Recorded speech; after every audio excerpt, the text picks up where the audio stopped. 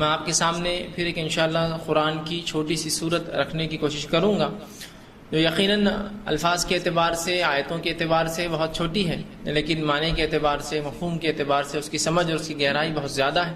اور اگر ان چیزوں کو ہم سمجھنے لگے، اس لیے کہ جو چھوٹی چھوٹی صورتیں ہیں جو بالخصوص 30 پارے میں آتی ہیں، یہ مشرکین مکہ کو جھنجھوڑنے کے لیے آئی تھی۔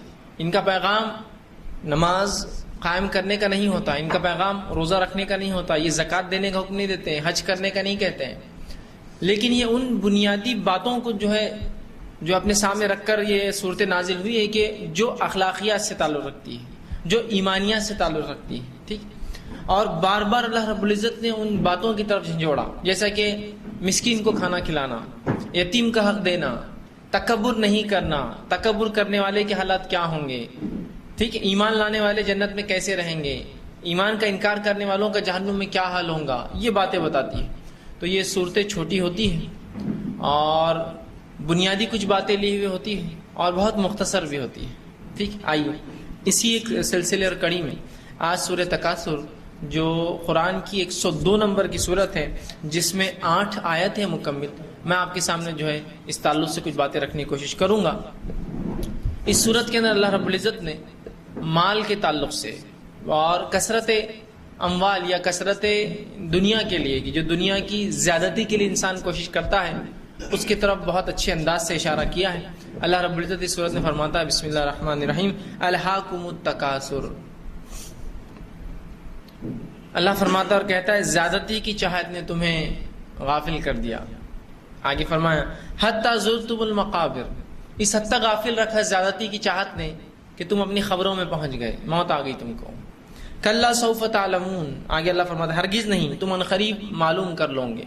آگے فرمایا ثم کلا سوف تعلمون، کہ اللہ فرماتا ہے ہرگز نہیں، پھر تمہیں جلد ہی اس چیز کا علم ہو جائے گا۔ کلا لو تعلمون علم الیقین، اور ہرگز نہیں تم یقینی طور سے اس چیز کو جان لو گے۔ لترون الجحیم، تو تم بے شک تم جہنم دیکھ لو گے۔ ثم لترونها عین الیقین، اور تم اسے اپنی یقینی آنکھوں سے دیکھ لو گے۔ ثم لتسألن یومئذ عن النعیم، اور اس روز تم سے ضرور بھی ضرور اللہ کی عطا کردہ نعمتوں کے تعلق سے سوال کیا جانے والا ہے۔ تو یہ مختصر سا ترجمہ تھا، آئیے اس کی تفسیر دیکھتے ہیں۔ تفسیر اپنے اندر بڑی گہرائی رکھتی ہے۔ الہاکم التکاثر، تکاثر یہ کثرت سے لفظ آتا ہے، اسی لفظ کوثر آتا ہے، زیادتی، کثرت۔ الہاکم التکاثر، زیادتی کی چاہت نے تمہیں غافل کر دیا۔ کیا زیادتی؟ مال کی زیادتی، اولاد کی زیادتی، لڑکے مجھے زیادہ ہو، لڑکیاں زیادہ ہو، اولاد زیادہ ہو، یا اسی طرح خاندان کی زیادتی، یہ ہمارا خاندان بہت بڑا ہو، طاقت کی زیادتی، مرد زیادہ ہو ہمارے خاندان کے اندر، کھیتی باڑی کی زیادتی کہ میرے پاس خوب کھیتی باڑی خوب زمینات ہیں۔ تو اس میں ہر قسم کی زیادتی، ایسی کثرت کہ جس کثرت کو حاصل کرنے کے لیے انسان دین سے غافل ہو جاتا ہے، فرائض سے غافل ہو جاتا ہے، احکامات سے غافل ہو جاتا ہے، حلال حرام سے غافل ہو جاتا ہے، یہ وہ کثرت ہے۔ اگر اللہ نے کسی کو اولاد کی کثرت دی ہے، جس کی کثرت کے باوجود وہ اللہ کی اطاعت فرمانبرداری کرتا ہے، تو یہ کثرت تو خیر ہے۔ کسی کو اللہ نے خوب مال دیا ہے اور وہ اللہ کو یاد کرتا ہے اور نمازوں کا پابند ہے اور زکوٰۃ دیتا ہے اور تمام فرائض پہ عمل کرتا ہے، تو یہ تو خیر ہے۔ لیکن یہ وہ زیادتی ہے جس کو کمانے کے لیے میں دین کو داؤ پہ لگاتا ہوں۔ الہاکم التکاثر، کہ زیادتی کی چاہت نے تمہیں غافل کر دیا۔ اب یہاں ہر قسم کی زیادتیاں آپ یاد رکھ لیجیے، دو بھی ایسی زیادتی جو دنیا کے لیے انسان کرتا ہے، جس کی کثرت کے لیے انسان آخرت کو بھلا بیٹھتا ہے، دین کو بھلا بیٹھتا ہے، فرائض کو بھلا بیٹھتا ہے۔ جس طرح سے ہم لوگ تجارت کرتے ہیں، بزنس کرتے ہیں، اچھی بات ہے، سنت بھی ہے، کرنا بھی چاہیے، بڑے فائدے ایسے۔ لیکن اگر ایسی تجارت کرتے جس میں ہم نمازیں نہیں پڑھتے، یا ٹائم کہاں ملتا ہے، اب اتنی بزنس ہے، اتنا کسٹمر ہے، اتنے لوگ آ رہے، کیسے نماز پڑھوں گا میں؟ تو یہ ہے وہ کثرت کی چاہت جس نے غافل کیا۔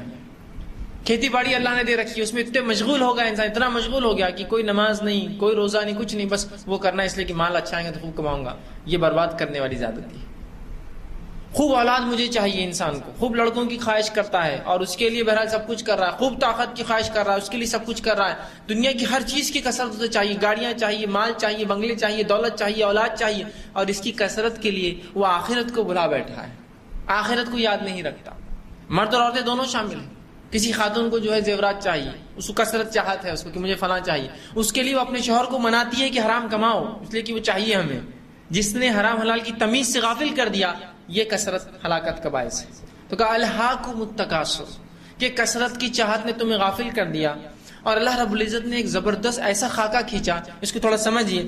حتی زرتم المقابر, ایسی حقیقت بیان کی 2 آیتوں میں کہ ایسا تم غافل ہوئے کثرت کی چاہت میں, حتی زرتم المقابر کہ تم اب خبر میں پہنچنے والے, لوگ لے جا رہے تم کو. مطلب کثرت میں ایسا انسان مشغول ہوا, ایسا مشغول ہوا کہ بس کاندھوں پر جب لوگوں کا آیا تب اس کے ہوش آئے کہ میں کہاں تھا. فرشتے دکھ گئے, منظر دکھ رہے غائب کے, تب اس کو ہوش آ رہا ہے کیا کیا میں نے پوری دنیا برباد کر دیا میں نے اپنی دنیا, تب ہوش آ رہا ہے. تو ایسی حقیقت اللہ نے کیجیے جس کی کوئی انتہا نہیں یاد رکھی. ایسے ہی ہوتا ہے, گناہگار اپنی غفلت میں پھنس کر گناہ میں مر جاتا ہے. کثرت کی چاہت ایسا غافل کرتی ہے انسان کو کہ اللہ نے ایسا حتی زرتم المقابر کہ اب تم خبر میں پہنچ گئے. مطلب اتنا لگے کثرت میں, ایسی کثرت چاہیے کہ ایسے غافل ہوئے دین سے اور ایسے لگے دنیا میں کہ کثرت مل جائے کہ بس موت نے ہی آنکھیں کھولی اور ہوش آیا کیا کر بیٹھا ہوں. یہ حقیقت کو سمجھیے. یہ تھوڑا سا مشکل جاتا ہے لیکن اس کو میں دنیا کی مثالوں سے اس کو سمجھانے کی کوشش کرتا ہوں. ایسا کیسا ہو سکتا ہے انسان اتنا غافل ہو کے اور مر جائے, ہے نا. ہم کو کہیں نہ کہیں تو آخرت یاد آئیں گی, اور کیا اتنی جلدی موت آ جائیں گے؟ ابھی تو 60-70 سال کی زندگی جینا ہے, تو ابھی جوانی میں کر لیتا ہوں, تھوڑے گناہ تھوڑی معصیتیں تھوڑے احکامات توڑ دوں گا, آخر وقت میں خوب عبادتیں کر لوں گا, اللہ کو راضی کر لوں گا اور پھر چلے جاؤں گا. ایسا سوچتا ہے نا انسان. اب دیکھیے زندگی کیسے گزرتی ہے. ہم سب تمام لوگ جو بیٹھے ہیں یہاں جو سن رہے ہیں, اپنے زندگی کا پہلا وہ لمحہ یاد کیجئے جو آپ کے ذہن میں آج ہو. سب سے فرسٹ ڈے میرے کو یاد ہے, میرے بچپن کا 2.5 سال کا میں تب تھا, تو ایک واقعہ مجھے یاد آ رہا کہ فلاں ہے. کسی کو یاد آ رہا ہوں گا, مجھے تو اتنا چھوٹا یاد نہیں ہے, لیکن میں جب 3 سال کا تھا تو ایک میرے کو واقعہ یاد آ رہا, میں ایسا ہوا تھا, فلاں ہوا تھا, یہاں گیا تھا, ہوا تھا. ہوتا نا, یاد آتا ہے انسان. سب سے پہلا واقعات کی جو ذہن میں آ رہا ہے, اور اس واقعے سے زندگی کی اس عمر کو کمپیئر کیجئے, کتنے دن گزرے. اب بولیں گے یار ایسا لگ رہا اب بھی بس کل ہی یہ واقعہ ہوا تھا, ہے نا. ہوتا ہے ارے شاید پرسوں کی بات تھی یار, یہ ایسا ہوا تھا. سوچیے تھوڑا سا اس لمحے کو سوچیے اور آج کی زندگی کو سوچیے. 20 سال 22 سال 25 سال 30 سال 35 سال 40 سال 50 سال 60 سال کی زندگیاں جن کی ہے, وہ پہلا لمحہ یاد کیجیے, اور اس لمحے سے لے کر زندگی کا آج کا جو آپ کی زندگی ہے اس کو کمپیئر کر لیجیے, کتنا وقت گزرا. آپ بولیں گے ایسا لگ رہا ہے 4 لمحے ہی گزرے, ہے نا. بالکل بالکل آپ اس کو سوچ سکتے ہیں. کسی نے ایڈمیشن لیا کہ میں 3 سال کا گریجویشن کرتا ہوں, وہ سوچتا 3 سال کا گریجویشن, وہ 3 سال کو ایک طرف رکھیے اور جب پاس آؤٹ ہوتے ہیں آپ اس کو یاد کیجیے, آپ کو لگتا ہے 3 پنے سے ایسے اوراق پلٹے, 1 2 ختم ہو گیا زندگی, ٹائم ختم ہو گیا. ارے ہو گیا 4 سال کا انجینئرنگ کر رہا ہوں, ارے اتنا لمبا, ارے ختم ہو گیا. 5.5 سال کا MBBS کر رہا ہوں, ارے ختم ہو گیا, ہے نا. کچھ لوگ پوسٹ گریجویٹ کرتے ہیں, جو پوسٹ گریجویشن جنرلی 1 سال یا 2 سال کے ہوتے ہیں, کچھ لیکن پوسٹ گریجویشن 3 سال کے آتے ہیں. 3 سال کون کھپا رہا, وہ 3 سال کا پہلا دن یاد کیجیے اور تیسرے سال کا رزلٹ یاد کیجیے. آپ بولے ارے اتنا ہی لمحہ بس ایسا یوں ہوا یوں ختم ہوا. تو زندگی کا پہلا لمحہ یاد کیجیے اور آج کی عمر آپ کی یاد کیجیے, اور سوچیے آپ کو کیا لگ رہا, کتنی آپ نے زندگی جی. آپ کو لگے گا بس ایسی ہوا. اور اس لمحے کو یاد رکھیے جب آپ یہ سن رہے ہیں, اور موت کے وقت کبھی یہ لمحہ یاد آتا تب یاد کرنا. آپ بولیں گے ارے پھر اتنا ہی وقت بس ایسے ہی لگا کہ کچھ دن گزرے اور بس میں ایسا تھا, بچہ تھا, جوان ہوا, اسکول میں تھا, کالج گیا, کمایا, شادی ہوئی, اور بس بچے بڑے ہو گئے, میں مر رہا ہوں. اس کو کچھ بھی اس کے علاوہ یاد نہیں آنے والا. وہ 60 سال 70 سال سب ایسی ہوا مڑ جانے والے. تو یہ حقیقت ہے زندگی. یہ گزرتے گزرتے گزرتی اس کا ایک دم جو ہے اس کی ڈور کٹ جاتی ہے, اس کا طاقت ٹوٹ جاتا ہے اچانک چلتے چلتے. اور انسان جب ٹوٹتا, جب ہوش آتا کیا ہوا, ورنہ جب تک ہاتھ میں انسان کو بڑا ہوتا ہے. کچھ لوگ ہوتے ہیں جو مختلف کام کرتے ہیں. مثال, ایک چھوٹی سی مثال ڈور پکڑنے کی. آپ پتنگ کبھی اڑائے ہوں گے, پتنگ جب اڑاتے ہو بڑی بھاری ہوتی ہے, وہ جو ہوا چلتی ہے بہت بھاری دکھتی ہے, آپ کو لگتا ہے یہ ڈور کبھی ٹوٹنے والی نہیں, لیکن ایک چھوٹے سے جھٹکے سے ٹوٹ کر جاتی ہو کہ ایک دم آدمی کا دل کیسا بڑھ جاتا ہے اچانک, جب ٹوٹ کے کٹ کے چلے گئی یا ٹوٹ کے نکل گئی. بس ویسی ہی زندگی ایسی ہی چلتے رہیں گے اور اچانک جھٹکا دیں گے اور ختم معاملہ. پچھتانے والا پچھتاتے رہیں گا, ادھر لے لینا تھا, ادھر کرنا تھا, چھپا لینا تھا, اس کو آنے دینا تھا, یہ کرنا تھا. سب خیالات ایسے ہی رہ جائیں گے, وہ چیز ہاتھ سے نکل کر چلے جائیں گے. بس یہ ہونے والا, اتنا ہی آسان ہے زندگی کا ختم ہونا. تو الہاکم التکاثر, کثرت کی چاہت نے تمہیں غافل کر دیا. حتی زرتم المقابر, اس حد تک غافل کیا کہ تم اپنے مقبرے کو پہنچ گئے, خبر میں پہنچ گئے, لوگ اٹھا کے لے جا رہے تھے. مطلب جب انسان شریعت اور دین کو بالائے طاق رکھ دیتا ہے, ایزی لو کیا کرنا ہے, ہوا تو ٹھیک, نہیں ہوا تو چلتا ہے, دیکھیں گے آخری عمر میں عمل کریں گے, بہت زندگی باقی ہے. ہوتا ہے نا, خواتین بھی اس چیز کو بڑا بڑھ چڑھ کر بولتی ہے, بہت زیادہ بولتی ہے, بلکہ مردوں سے زیادہ یہ الفاظ استعمال کرتے. ایک نوجوان ہے گھر کا, اس نے داڑھی رکھ لیا, ارے ابھی تو جوان ہے تم, ابھی شادی وادی ہونے کی بات رکھنا, ارے ابھی تو نوکری بھی نہیں لگی تم کو, ابھی فلاں کی بات کرنا. کوئی دوسری خاتون آ گئی جس کی آستینیں بڑی لمبی ہے، اسکارف اوڑی ہوئی ہے، اس کا جسم کچھ دکھتا نہیں ہے، صرف ہتھیلیاں، یہ کیا بڈھے چالے لگا کے رکھے، جوان ہے ابھی تو تم، ہوتا ہے نا ایسا بولتے. تو اصل حقیقت کو نہیں سمجھ رہے ہو. کیا جوانی میں موت نہیں آتی؟ بڑھاپے میں موت آتی؟ کیا اللہ رب العزت نے ایکسکیوز دی جوانی کے اندر؟ میں بول سکتا ہوں اللہ نہیں ہو سکا، جوانی تھا، ٹھیک ہے جوانی تو میں نے معاف کی تھی تم لوگ، چل جاؤ جلدی. بلکہ حدیث میں تو یہ بات ہے کہ اللہ رب العزت 5 سوالات ایسے ہیں جس کا جواب جب تک انسان نہیں دیں گا اللہ کے سامنے سے اس کے قدم نہیں ہٹیں گے، بلکہ جم جائیں گے، پتھر کی طرح وہ ہو جائیں گے نیچے فرش سے اپنے. اس میں سے 2 سوال بڑے عجیب ہیں. ایک بڑا عجیب ہے، 2 نہیں. ایک ہے عمر کہاں لگائی. یہ بات تو سمجھ میں آ رہی عمر کہاں لگائی، لیکن ایک سوال بڑا عجیب ہے، جوانی کہاں لگائی. حالانکہ عمر میں جوانی شامل ہے. میری جوانی میری عمر کا حصہ ہے، الگ تھوڑی ہوتا جوانی جی یا پھر بڑھاپا جی نہیں، ایک ہی ہے. لیکن جوانی کی اہمیت اتنی زیادہ ہے کہ اسپیشل کوشچن پوچھا جا رہا ہے اس کے لیے، جوانی کہاں لگائی. تو شریعت کو مطلوب تو جوانی ہے، بڑھاپا نہیں ہے. لیکن یقیناً میں یہ نہیں کہنا چاہ رہا ہوں کہ بوڑھوں کی کوئی ویلیو نہیں اسلام میں. میں یہ کہنا چاہ رہا ہوں کہ جو پرائم ہے، جو اصل شریعت جو چاہتی ہے وہ جوانی ہے. اور نبی اکرم صلی اللہ علیہ وسلم فرماتے ہیں اگر کوئی شخص 60 سال جی لے تو اللہ پر اب کوئی حجت نہیں ہے، اس شخص کی کوئی حجت نہیں، کچھ نہیں بول سکتا، اس لیے کہ اللہ نے اس کو پوری زندگی دے دی.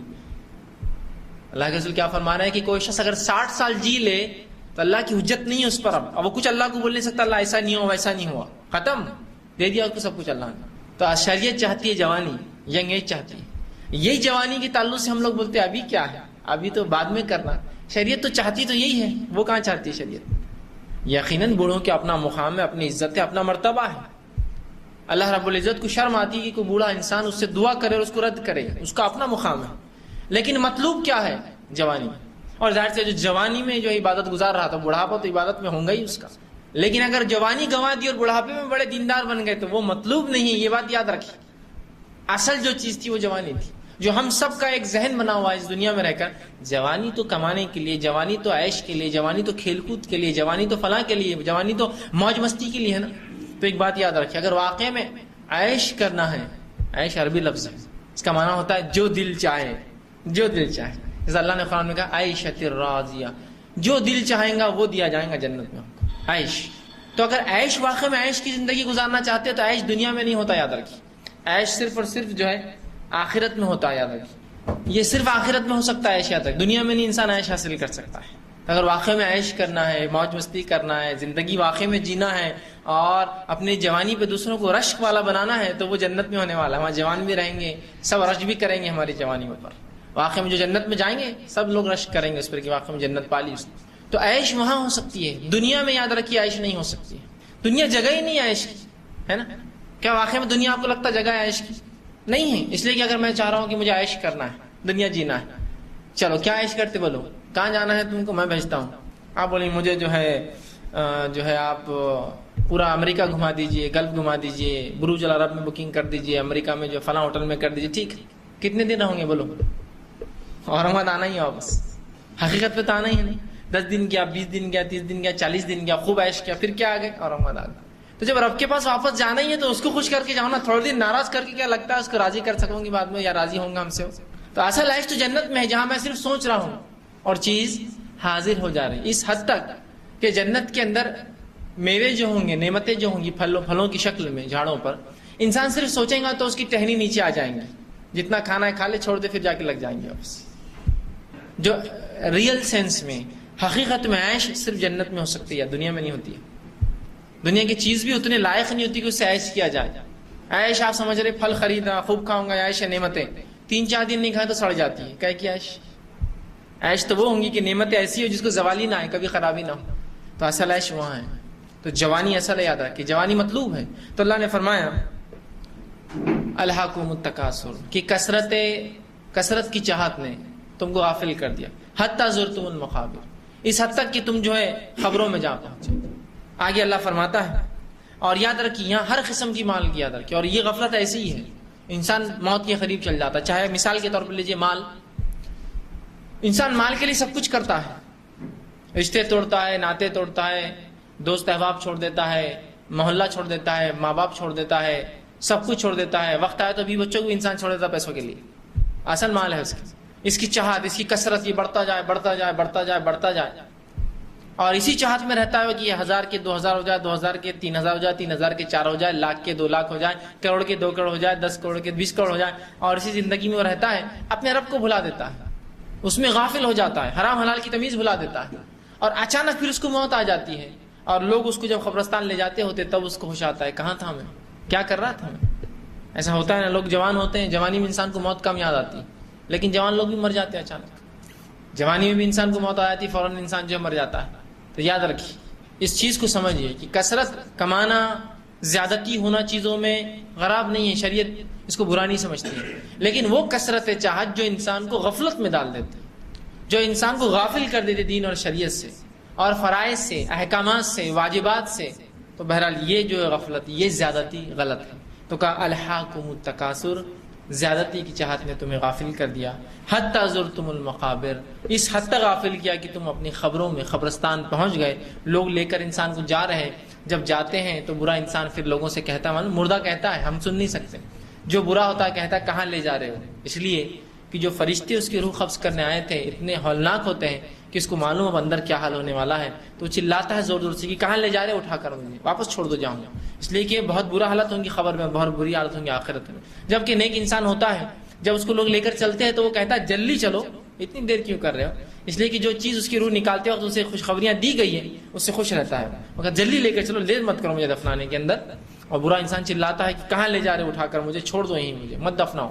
تو بس اللہ نے وہی کہا کہ کثرت مال، اولاد، دنیا کی کثرت نے ایسا غافل کیا کہ بس اب تم خبر پہنچ رہے ہو، لوگ کندھے پہ اٹھا کر لے جا رہے ہیں، کلا سوف تعلمون۔ اب آئیے اس حقیقت کی طرف جس کو ہم بھلا بیٹھے تھے، جس کے بارے میں کبھی کبھار تو ہم کو یقین بھی نہیں تھا ایسا ہوگا، کیا واقعی میں جنت میں جائیں گے نیک لوگ؟ پتہ نہیں یار، اب ہے تو بس ٹھیک ہے مان لو۔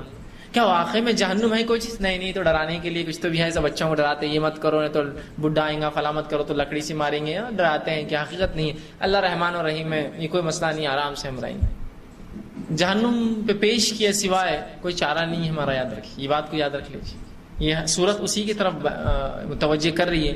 اللہ کلا سوف، ہرگز نہیں، تم عنقریب معلوم کر لو گے۔ انکار کر رہے تھے تم آخرت کا، انکار کر رہے تھے تم جہنم کا، انکار کر رہے تھے تم جنت کا۔ اب آپ کہیں گے میں نے کبھی، مسلمان کبھی انکار کرتا ہے کہ جنت جہنم کا؟ نہیں، انکار ہر بار یہ نہیں ہوتا کہ میں کہوں میں نہیں ایمان لاتا ہوں جنت پہ اور جہنم پہ، نہیں، یہ تو کفر ہے۔ انکار تو یہ بھی ہے، کئی قسمیں ہوتی ہے، ایک تو یہ کہ آپ نے مجھے 1000 روپیہ دیا اور آپ کو میں نے کہا 1 مہینے بعد لے لیجیے، آپ آئے، میں نے کہا نہیں دینا ہے، کیا کرتے کر لو جاؤ، انکار ہے۔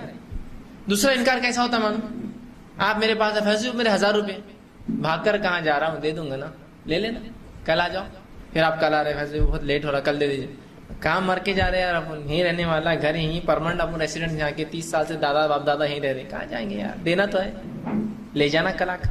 پھر آپ کا فیصلے وہ میں نے 1000 روپے، کیا تم تو یار پیچھے ہی پڑ گئے، ارے دوں گا نا، کہاں بھاگ کے جا رہا ہوں، جاؤ بعد میں، ایک ہفتے بعد، پھر آپ ہفتے بھر بعد آئے فیصلے وہ 1000، کیا یار تم پیچھے ہی پڑ جاتے، بس یہ 1000 کیا دے دی تم نے، احسان کر دیا، اس کے لاکھ روپے ادھارے انہیں آج تک نہیں آیا، تم کو شرم نہیں آتی 1000 کے لیے بار بار آ رہے، جاؤ بعد میں پہنچا دوں گا۔ پھر آپ آئے 1 مہینہ 1000 روپے، ارے یار دے دیں گے نا، کہاں جا رہے یار، میں نہیں دیا تو گاڑی لے کے چل جانا بعد میں، جاؤ۔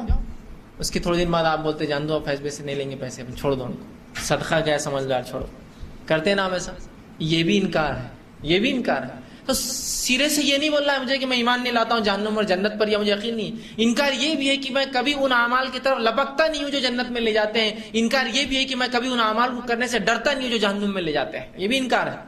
اڑ کر بار میں تکبر کر رہا ہوں، ارے تکبر جہنم میں جاتا ہے، کیا ہوتا دیکھا جائے گا، یہ بھی انکار ہے۔ میں منہ سے نہیں بول رہا ہوں میں انکار کرتا ہوں جہنم کا، لیکن میرا اعمال چھلکتا ہے، میں انکار کرتا ہوں آخرت کا، لوگوں کو دھوکہ دے رہا ہوں کھل کر، ارے بھائی دھوکہ دے رہے ہو، شرم کرو، دیکھا جائے گا یار، چلے گا۔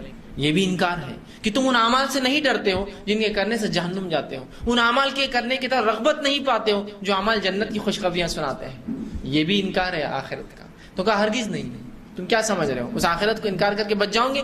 یقیناً تمہیں ضرور معلوم ہو جائے گا، تمہیں معلوم ہونے والے وہ چیزیں جن کو تم بآسانی انکار کر رہے تھے، دیکھا جائے گا، چلیں گا، ہوں گا، سمجھیں گے، کریں گا، چلتا ہے، جن چیزوں کو بہت معمولی ہم سمجھ رہے تھے اس دنیا میں کرنا، جن گناہوں کو اور جن نیکیوں کو چھوڑنا معمولی سمجھ رہے تھے، وہ دونوں چیزیں اب کوفت دیں گی، اس لیے کہ فرشتے آتے ہی پورے معاملات کھل جائیں گے۔ اس لیے کہ جب ایک انسان نیک ہوتا ہے، اس کی موت کا وقت قریب ہوتا ہے، تو اسے خوشنما چہرے والے فرشتے آتے ہیں، خوبصورت جن کو دیکھ کر اس کو فرحت ملتی ہے، راحت ملتی ہے، وہ انجوائے کرتا ہے، خوش ہوتا ہے، اور آ کر سب سے پہلے اس کو بشارت دیتے ہیں، ڈرنا نہیں، خوف نہیں، تمہارے لیے جنت کا مقام، بس وہ مقام دیکھ کے بولتا اب نکال لو میری روح کو باہر، اب ضرورت نہیں اندر رہنے کی جسم سے۔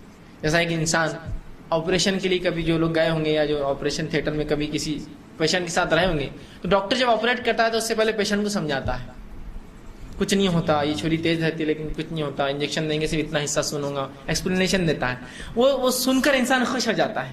ورنہ کیا ہوتا ہے آپریشن کے دوران اعضاء نکل رہی ہے، وہ دیکھ کر پورا مر جائیں گا، اس لیے کہ پورا بے ہوش نہیں کرتے آج کل، ایک پارٹ صرف سن کرتے، نیچے کا آپریشن خالی نیچے کرتے، آدمی ہوش میں دیکھتے رہتا کیا چل رہا پورا ہوتا ہے نا، لیکن تسلی ضروری ہے، ورنہ وہ تو ہارٹ اٹیک سے مر جائیں گے، کیا ہو رہا میرے ساتھ، تسلی دی جائے، ایسا کچھ بھی نہیں ہے، آرام سے لیٹیے، کچھ نہیں ہوتا، اتنی تکلیف ہوں گی، فلاں ہوں گی، انجیکشن ایسا دیں گے، 10 منٹ ایسا رہیں گا، 5 منٹ میں یہ کروں گا، ایسا آپریٹ کروں گا، یہ طریقہ ہے، یاد رکھیں۔ اسی طرح جب روح نکالنے والے فرشتے آتے ہیں تو نیکوکار کو خوشخبریاں سنانا شروع کر دیتے ہیں، بہت اچھا ہونے والا تمہارے ساتھ، تمہارے لیے تو وہ مقام تیار ہے، نکل جاؤ جلدی جسم سے، تو روح خوش ہو کے نکلتی ہے۔ لیکن جیسے انسان بدکار ہوتا ہے، دنیا میں پھنسا ہوا تھا، شکنجوں میں جکڑا ہوا تھا، گناہ اور معصیت میں تھا، شریعت کو ترک کیا، فرائض چھوڑتا تھا، حرام حلال کی کوئی تمیز نہیں تھی، اس کو آتے ہی وہی شروع کر دیتے رہا ٹھکانا جہنم کی وہ آگ ہے، تو فلاں جائے گا، تو یہ گھبراتا ہے اور اس کی روح اندر کی طرف بھاگتی ہے، نکلنا نہیں چاہتی ہے۔ تو اللہ فرما رہا ہے ہرگز نہیں، تم ان قریب معلوم کر لو گے، شیورلی تم کو معلوم ہونے والی یہ چیز، یقینی طور سے یہ چیز تمہارے سامنے آنے والی۔ وہ کیا؟ جس چیز کو ہم بلا بیٹھے تھے، آخرت، جس چیز کا ہمارے دل میں کوئی ڈر نہیں تھا، آخرت، جو جنت اور جہنم کے تعلق سے ہماری کوئی سوچ و سمجھ بھی نہیں تھی، بس دیکھا جائے گا یہ جنت کیا ہے جہنم کیا ہے، تو اللہ ہرگز نہیں، تم معلوم کر لو گے، تمہیں یقیناً معلوم ہو جائے گا۔ لیکن جس دنیا میں ہم جیتے ہیں نا، یہاں لگتا نہیں کہ ہم کبھی مریں گے، حالات تو ایسے ہی ہوتے ہیں ہمارے، کسی کو لگ رہا ہے مریں گے نہیں، کوئی بھی ایسا کام دن میں ایسا ہوتا ہے جس کو کرتے وقت ہم کو یہ یاد آتا ہو کہ یار مرنے کے بعد کیا ہوں گا، اس پہ اثر، کوئی بھی کام نہیں ایسا، کرو جی کچھ نہیں ہوتا، ابھی تو تمہاری عمر ہے، جوان ہے، فلاں ہے، ایسا ہے ویسا ہے، دنیا میں سب کر رہے، چلتا حرام ہوتا تو سب کیوں کرتے تھے، اکثریت کری تو کرتے رہنا، وہ جائیں گے تو اپن بھی جہنم میں جائیں گے نا، پہلے تو وہ جائیں گے نا اپنے سے، یہ سوچ کر ہم تمام اعمال کر رہے ہیں، انہوں کرتے تو اپن بھی کرو، بھائی سود حرام ہے نہیں، انہوں لیتے تو اپن بھی لو، بھائی زنا حرام انہوں کرتے تو اپن بھی کرو، بھائی شراب حرام ہے، فیشن ہے، میں چلتا کرنا پڑتا ہے، یہ سب مارکیٹ میں رہنا تو یہ سب چلانا پڑتا، یہ سب چیزوں کو ہم اس طرح سے لیتے ہیں، تو اللہ ہرگز نہیں، تم یقیناً جان لو گے۔ پھر فرمایا ثم کلا سوف تعلمون، ہرگز نہیں، پھر تمہیں جلد علم ہو جائے گا۔ دیکھیے بار بار ایک ہی الفاظ دہرائے جا رہے ہیں، ہرگز نہیں، تم یقیناً قریب جان لو گے۔ دوسرے اس میں کہا ثم کلا سوف تعلمون، ہرگز نہیں، پھر تمہیں جلد اس چیز کا علم ہو جائے گا۔ کس چیز کا؟ وہی آخرت کا، اس کا انکار کر رہے تھے، بہت جلدی آنے والی ہے، بہت جلدی۔ اور یاد رکھیے ایک انسان جو مر جاتا ہے اس کی آخرت وہیں سے شروع ہوتی ہے، جو قیامت جس پر آئیں گی موت اس شخص کے لیے قیامت ہے جو قیامت سے پہلے مر رہا ہے، تو میری موت میرے لیے قیامت اور میری آخرت ہے، ٹھیک، وہ ایک الگ بات ہے، جن لوگوں پہ قیامت آئیں گی وہ الگ مسئلہ ہے، لیکن میری موت میری قیامت اور میری آخرت شروع ہو گئی ہے نا۔ تو یہاں ہم آخرت کا انکار کر رہے تھے اور سوچ رہے تھے کتنا لمبا وقفہ ہے ابھی دنیا میں جینے کا، کیا ابھی سے سوچنے کا یہ تمام چیزیں، اور ہمیں شعور بھی نہیں تھا، نہ بچپن میں ہم کو شعور دیا گیا۔ شریعت یہ چاہتی ہے کہ انسان بالغ ہونے سے پہلے اس کو شریعت کا شعور دیا جائے، حرام حلال کی تمیز سکھائی جائے۔ وہ کیسے؟ نبی اکرم صلی اللہ علیہ وسلم فرماتے ہیں جب بچے 7 سال کے ہو جائے تو ان کو نماز کی تاکید کرو۔ کیوں؟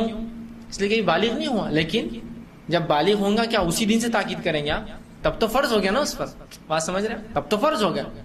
اور 10 سال کے ہو جائے تو بالغ ہو جاتا آدمی، تو اگر نماز نہ پڑھے تو ضرب لگاؤ، مارو ان کو۔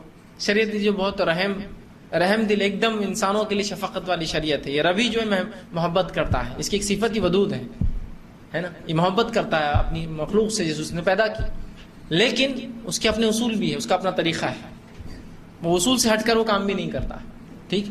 تو اگر اس شریعت میں یہ کہا جائے ضرب لگاؤ، مطلب بہت اہم چیز ہے، پری پلان کرو۔ بچوں پر روزے کب فرض ہوتے ہیں؟ جب نماز فرض ہوتی ہے۔ تو روزوں کی تیاری کب کرائیں گے؟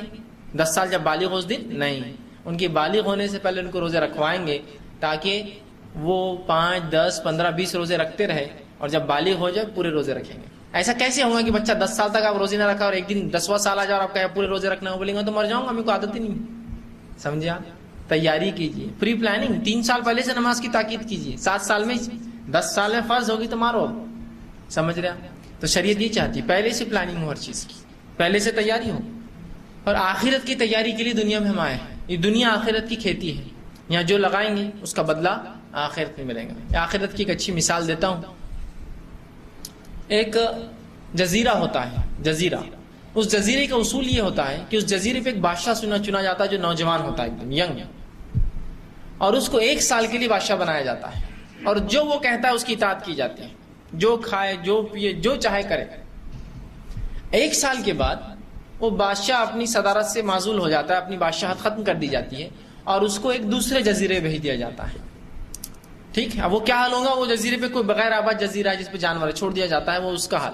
پھر ایک نیا بادشاہ چن لیا جاتا سال بھر کے لیے، وہ اس جو ہے علاقے کا رواج تھا۔ کئی نوجوان آئے، بادشاہ بنے، خوشی سے آتے سب کہ ہم بنیں گے ہم بنیں گے، بادشاہ بنائے جاتے، جزیرے پہ ڈال دیے جاتے۔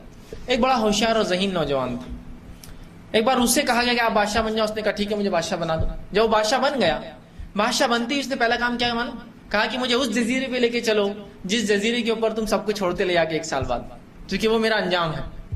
لوگوں نے کہا ٹھیک ہے۔ یہ ویسا بادشاہ نہیں تھا جو عیش عشرت میں لگ گیا، حکم سنانا شروع کر دیا، سونے چاندی میں مست ہو گیا، نہیں ہوشیار تھا۔ کہا اس جب وہ جزیرے پہ لے گئے تو دیکھا کہ وہ جزیرہ غیر آباد ہے، جنگل ہے، اور اس میں جو جانور ہیں اور تمام کے تمام اس سے پہلے کے لوگ مرے پڑے ہیں، سب کی کھوپڑیاں ہڈیاں مطلب سب مر چکے ہیں، کوئی زندہ نہیں تھا۔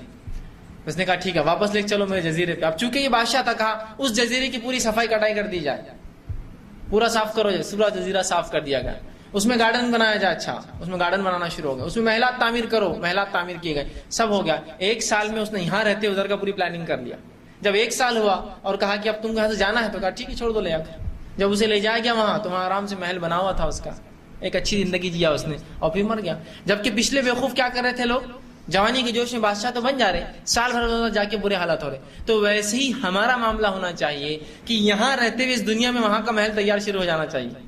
یہ دنیا میں رہتے ادھر کی پلاننگ، ابھی ہم کیا کریں؟ یہ دنیا میں رہتے ہو یہاں کی عیش کر لے رہے سال بھر کی، جو کرنا ہے کر لو، لیکن اس کے بعد کی لمبی زندگی جو دوسرے دنیا میں ہے، وہ دنیا کی تیاری کیا ہوں گی؟ وہاں وہ جزیرے کا حال ہوگا جو پہلے لوگوں کا ہوا، جو بیوقوف تھے، جنہوں نے اس دنیا میں رہتے، اس جزیرے پہ رہتے، اس جزیرے کی تیاری نہیں کی۔ تو اسی طرح اگر مجھے جنت چاہیے تو یہ جنت کی کھیتی دنیا ہے، یہاں رہتے بھی وہاں کی صفائی، یہ وہ اور وہ فلاں محلات، یہ وہ سب تیار کرنا ہے نا۔ جو مسجد بنائے تو اللہ کے لیے، اللہ جنت میں اس کے لیے محل بنائیں گے، تو ابھی سے محل کی تیاری ہے۔ جو فلاں کام کرے اس کے لیے فلاں ہوتا ہے، ابھی سے اس کی تیاری۔ جو فلاں ذکر کرے اس کے لیے کیا ہوتا ہے؟ ابراہیم علیہ السلام نے اللہ کے رسول سے کیا وصیت کی؟ جب آپ معراج گئے تو کہا اے اللہ کے رسول صلی اللہ علیہ وسلم اپنی امت سے وصیت کرنا۔ یہ ابراہیم علیہ السلام کی نصیحت تھی اللہ کے رسول کو جو آپ نے وہاں کی آسمان پہ کہا کہ ابراہیم علیہ السلام کی طرف سے اپنی امت کو وصیت کرنا کہ جنت چٹیل میدان ہے، خالی رہتی جنت، اس میں کچھ ہے ہی نہیں لگا ہوا۔ کہا اللہ کا ذکر کرنے سے اس میں کیا ہوتا ہے؟ ایک پودا آ جاتا ہے، ایک جھاڑ لگ جاتا ہے۔ تو اللہ کا ذکر کرنے سے گارڈن تیار ہو رہا ادھر، فلاں کام کرنے سے محلات تیار ہو رہے ادھر، یہ کرنے سے فلاں چیز تیار ہو رہی، جو برائی سے بچے اس کے لیے فلاں ہے، جو غصہ ہوتے ہوئے جو غصے کو پی جائے اس کے لیے فلاں ہے، جنت ہے، جو صبر کرے کسی مصیبت کے اوپر اس کے بدلہ سوائے جنت کی کچھ نہیں۔ کوئی اپنا حق ہوتے ہوئے بھی حق لینے سے اس کو پتا ہے فتنہ ہوں گا، حق چھوڑ دے تو کہا جنت کے بیچ میں جو ہے اس کو ایک محل ملے گا۔ تو تیاری یہیں کرنا ہے، یہیں سے پریپریشن کرنا ہے وہاں کی۔ اور جب یہاں سے دنیا ختم ہو، آنکھیں بند ہو، اور جب وہاں آنکھیں کھلتی، یہاں بند ہوتی ہے وہاں شٹر کھل جاتا ہے، معاملہ ایسی ہے۔ زندگی ختم نہیں ہوتی ہے، ہم سمجھتے ہیں ختم نہیں، زندگی کنٹینیو رہتی ہے۔ یہاں سے جائیں گے مریں گے، مرتے اٹھ گئے وہاں، برزخ کی زندگی ختم ہوئی تو آخرت میں اٹھ گئے، آخرت ختم ہوئی جنت جہنم میں چلے گئے، ختم نہیں ہو رہا، سلسلہ چالو ہے۔ تو یہاں آنکھ بند ہو تو جہاں آنکھ کھلے وہاں پہلے سے محل تیار تھا، اور فرشتے خوش ہو آپ کے آنے سے۔ ہاں فرشتوں کو خبر رہتی ہے، اچھے لوگوں کی فرشتوں کو بہت نالج رہتی ہے، جس طرح سے ہم لیتے نا کس کے پاس مال زیادہ ہے، کس کے پاس فلاں کے ساتھ، فرشتے بھی بہت پوچھ گچھ کرتے رہتے ہیں کون آدمی اچھا، کس نے آج نے کیا کیا، تم نے کس کیا مال لایا، اس نے کیا کر رہا تھا، وہ مشہور ہو جاتا ہے آدمی۔ تو ایک انسان دنیا میں مشہور اور محبوب ہونے سے پہلے آسمانوں میں ہو جاتا ہو، اس کے بعد دنیا میں محبت آتی ہے، معلوم ہے؟ تو وہاں مشہور رہتا ہوں، تو جیسے ہی وہ مرتا ہے تو اچھے فرشتے آتے ہیں، اچھے لوگوں کو آئیے ویلکم، تو وہ خوش ہو کے نکلتا ہے۔ برا رہتا ڈر کے کھینچتا ہے۔ جب اچھا آدمی اوپر جاتا ہے تو پہلے آسمان کے فرشتے کہتے ہیں ویلکم اے اچھی روح، خیر آئے، مقدم ہے تمہارا، آؤ، دروازے کھول دیے جاتے ہیں۔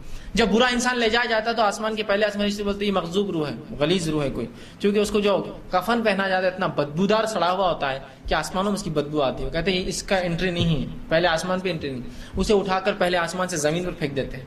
فرشتے کہتے ہیں پھینک دو اس کو، نہیں چاہیے یہ ہمیں، اوپر پھینک دیا جاتا ہے۔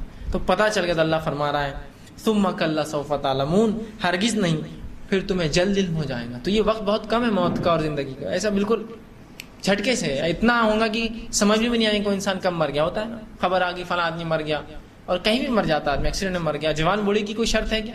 نہیں، کبھی انسان گھر کے اندر جو ہے بوڑھے سے بوڑھے لوگ زندہ ہوتے ہیں اور جوان تقریباً مر جاتے ہیں، ایسے واقعات ہوتے ہیں، ایکسیڈنٹ سے مر گئے، کچھ بھی حالات ہو گئے، زلزلے آ گئے، اموات، بہرحال عام بات ہے، دادا زندہ اور پوتوں کے انتقال ہو جاتے ہیں، بچوں کے انتقال ہو جاتے ہیں باپ کے سامنے، ہوتا ہے ایسا، تو ہم نہیں جانتے، تو کہا تم یقیناً معلوم کر لو گے، تمہیں جلد علم ہو جائے گا۔ آئیے آگے فرمایا کلا لو تعلمون علم الیقین، اب دیکھیے کیا فرمایا، ہرگز نہیں اگر تم یقینی طور پر جان لو گے۔ 3 بار ایک ہی الفاظ کو دہرایا جا رہا ہے، صرف اس لیے کہ اہمیت جتا دے تمہیں کیا ہے، بہت زیادہ سنگین چیز ہے، اس لیے 3 بار تاکید آ رہے ہیں۔ عربی زبان میں اور عربوں کا طریقہ تھا، جب کسی چیز کی اہمیت کو ہیمر کرنا ہوتا تھا، بالکل اس کے ذہن میں ڈالنا ہے، تو اس کو 3 بار دہراتے تھے، جیسے کہ اللہ کے سامنے وہ مومن نہیں، وہ مومن نہیں، وہ مومن نہیں، بہت اہم ہے، اللہ کے رسول کون، بتائیے جلدی، اس لیے کہ 3 بار بولنا مطلب ختم۔ عربی زبان کے اعتبار سے، عربوں کے اعتبار سے بہت اشد امپورٹنٹ چیز بتائی جا رہی ہے، 3 بار بولا جا رہا ہے وہ مومن نہیں، وہ مومن نہیں، وہ مومن نہیں، کون، اب بتائیے کون مومن نہیں؟ جس کا پڑوسی بھوکا اور وہ سو جائے، جس کا فلاں ایسا اور وہ فلاں، تو وہ بتا دیا گیا، ایمفسائز، اہمیت۔ یہاں بھی اللہ رب 3 بار بتا رہا ہے اہمیت، یقیناً تم جان لو گے، یقیناً تمہیں اس چیز کا علم ہو جائے گا، اور تیسرا فرمایا ہرگز نہیں اگر تم یقینی طور پر جان لو، ہرگز نہیں اگر تم یقینی طور پر جان لو، مطلب جان لو اس چیز کو، یقینی طور پر جان لو، ورنہ نہیں جانوں گی تو یہ چیز یقینی طور پر آنے والی ہے، ان قریب، مطلب بہت نزدیک ہے ہی، ہم کو لگ رہا ہے موت بہت دور ہے، زندگی وہ ہے، قیامت بہت دور ہے، آخرت بہت دور، نہیں، ان قریب، بہت نزدیک آتی ہے یہ۔ آدمی کی آنکھ بند ہوئی اور قیامت شروع ہو گئی، اس کی قیامت تو تبھی ہے نا، اس کی آخرت شروع ہو گئی، ہرگز نہیں۔ اس انتظار میں مت بیٹھو کہ اگلا جمعہ، اگلا رمضان، اگلے سال سے، اگلی تنخواہ سے، اگلے بار سے، نہیں، پتہ نہیں ان قریب تم مر جاؤ، یہ سوچنے سے پہلے کہ کچھ کروں ختم ہو جاؤ۔ تو توبہ کا طریقہ یہ ہے کہ پہلے دل میں نادم ہو کر عمل کرے، خالی دل میں نادم ہونے سے کام نہیں ہوتا، یار بہت صحیح بات ہے، تم غلط بول رہے، شراب کی کمپنی میں کام نہیں کرنا، اور وہیں پڑا ہوا ہے وہ دن رات، نہیں تم صحیح بول رہے، آپ غلط، آپ کہاں کام کرتے، میں فلاں کمپنی، ارے وہ مجھے معلوم ہے حرام ہے، نہیں کرنا چاہیے، بہت غلط ہے یہ، لیکن پھر وہیں اڑا ہوا ہے۔ تو تائب توبہ ہونے کے لیے پہلے دل میں نادم ہو کے عمل شروع کر دیجئے، فوراً اس کے خلاف کام، مطلب وہ کام چھوڑنے کی کوشش کیجیے۔ تو کہا تم یقیناً جان لو گے۔ آگے اللہ رب العزت نے فرمایا اور کہا اللہ ترون الجحیم، تو بے شک تم جہنم کو دیکھ لو گے۔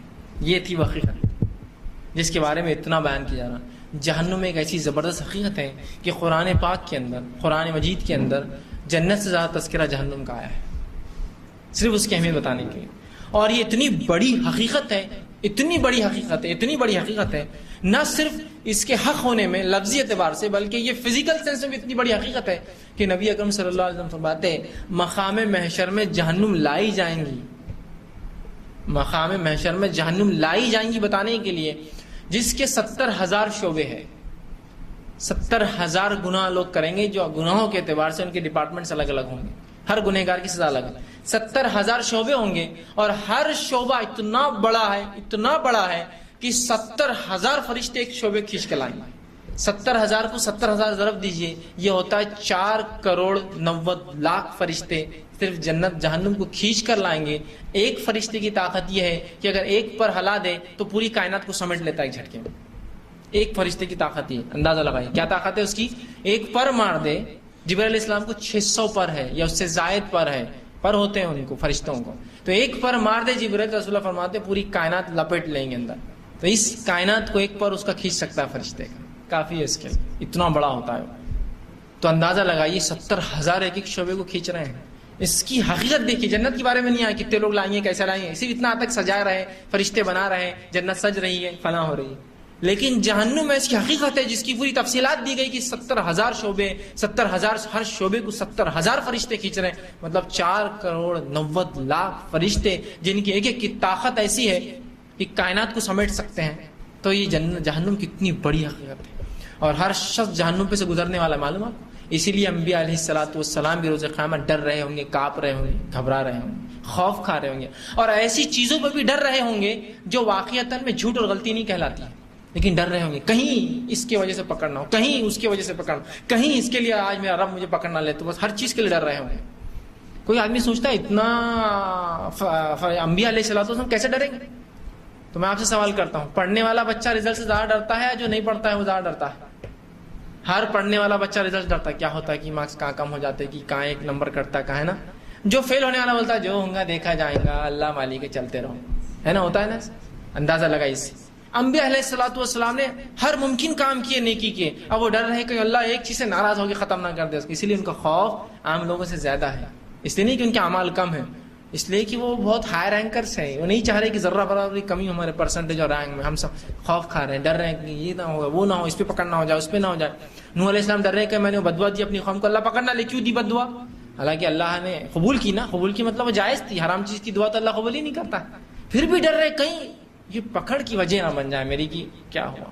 ابراہیم علیہ السلام نے توریہ کیا، 3 بار باتوں کو ایسا پیش کیا کہ لگنے میں جھوٹ لگی لوگوں کو، جھوٹ نہیں تھا لیکن توریہ بولتے ہیں اس کو عربی زبان میں، مطلب ایسے بات کرنا گھما کر کہ سامنے والا کچھ الگ معنی سمجھے، آپ کا معنی کچھ الگ ہو۔ جیسا کہ بتوں کو توڑ دیا اور بڑے بت کے گلے میں لٹکا دیا ہتھیار، اور جب پوچھا گیا کس نے توڑا تو کہا بڑے سے پوچھ لو، ہو سکتا غصہ اس کو چاہیا ہوں، کیا میرے کو کیا پتا، گھما دیا باتوں کو، ایسا پیش کیا کہ سامنے والے کو سمجھ میں تو آ رہا ہے اس نے لیکن بول نہیں رہا لفظ، ڈر رہے کہ یہ اللہ یہ توریہ نہ پکڑ لے میرا، حالانکہ وہ حکمتن تھا، جائز تھا، رب نے وہ حکمت دی تھی، آپ ڈر رہے کہ اس میں میری پکڑ نہ ہو جائے، خوف کھا رہے ہیں اس چیز سے، سمجھ رہے ہیں بات کو۔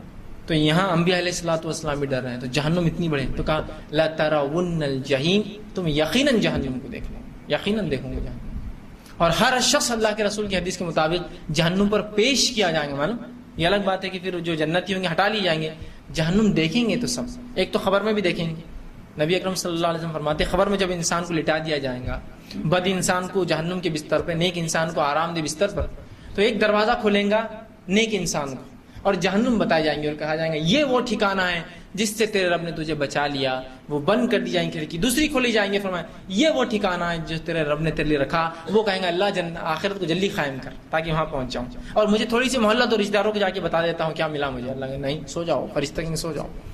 بد انسان کو جب لٹایا جائے گا جہنم کے بستر پر تو ایک کھڑکی کھولی جائیں گی اور اسے جنت بتایا جائیں گے اور کہا جائے گا یہ تھا جس سے تو محروم کر دیا گیا، اور دوسری کھڑکی کھولی جائے گا یہ ہے تیرا ٹھکانہ، کہیں گے اللہ قیامت تو کبھی قائم مت کر کہ تم وہاں جانے والا ہوں، اس نے دعا کریں گے اللہ سے، اندازہ لگا تو کہا تم یقیناً جہنم پر پیش، ہر شخص جہنم پر پیش کیا جانے والا ہے۔